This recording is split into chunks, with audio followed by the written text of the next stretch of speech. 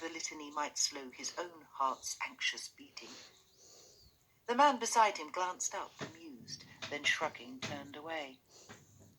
"Left atrium, right atrium," said Garrett beneath his breath. He was accustomed to the scrutiny of strangers, but saw no reason to court it unduly. The imp, they called him, since he rarely came higher than the shoulders of other men, and had a loping, insistent gait that made you feel he might, without any warning, take a leap onto a window ledge.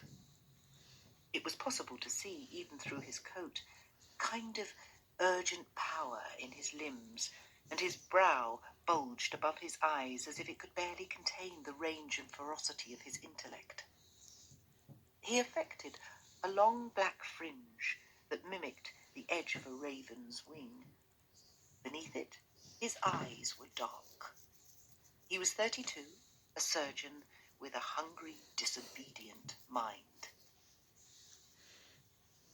The lights went out and relit, and Garrett's destination came closer. He was due within the hour to attend the funeral of a patient, and no man ever wore his mourning clothes more lightly.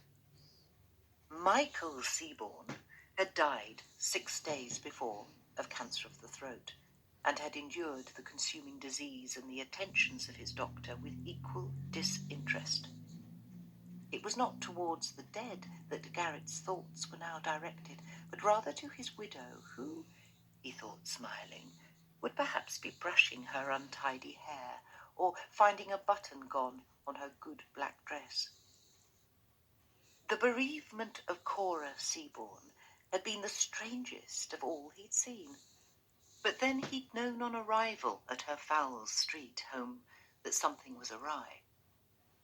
The atmosphere in those high-ceilinged rooms had been one of confirmed unease, seeming to have little to do with sickness.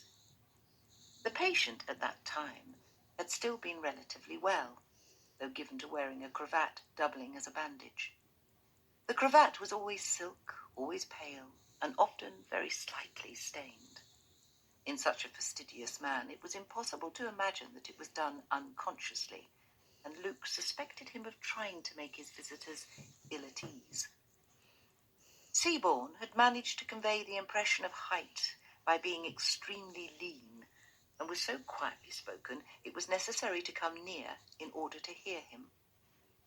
His voice was sibilant, he was courteous, and the beds of his nails were blue.